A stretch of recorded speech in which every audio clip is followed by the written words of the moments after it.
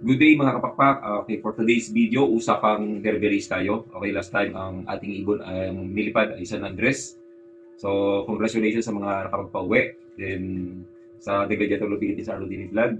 3-4 po tayo. Okay, 3. Naibon natin ang clock. Then, yung isa natin ay missing until now.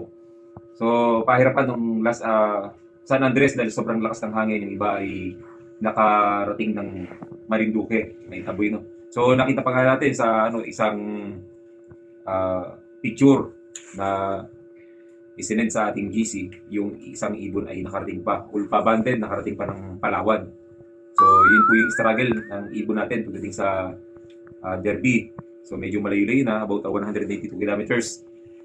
So ang struggle ng isang mag-ibon is yung conditioning. So ngayon, ang pag-uusapan natin ay yung grains na binibigyan natin sa ating ibon. So i-share ko sa inyo yung mismong ginagamit kong grains, mixture ng patoka ng panlaban nating ibon. So umpisahan natin. Ito, nakapag-mix na ako. Then naka-separate pa yung ating Bayer mix. Ito, ang consist nito, ang components ay sap. Kung makita nyo, may sap flower.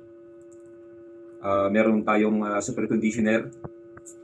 At naghalo na rin tayo ng mais. So nagdagdag tayo ng mais para sa kanilang energy.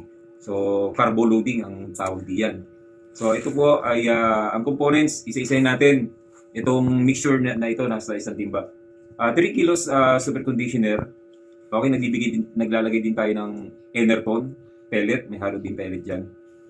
3 kilos na super conditioner, 2 kilos na Enerton, half kilo na mais, crack corn, then kalahating kilong safflower. Yan po yung mixture nito. Then ang gagawin natin is i-mix lang natin siya para siguradong well balance yung mixture ng ng ating patoka. Saka natin isasama yung ating flyer mix. Itong flyer mix naman natin is 5 kilos. So ito po yung components ng ating patoka. Okay guys, yung components ng patoka natin ay hindi halos nagbabago, maliban lamang sa mais. So during training, medyo mas mababa yung mais natin. Then pag palalim ng palalim yung laban, palayo ng palayo, okay, nagdadagdag tayo ng mais. So sa ngayon, ang dinadagdag nating mais is 1/2.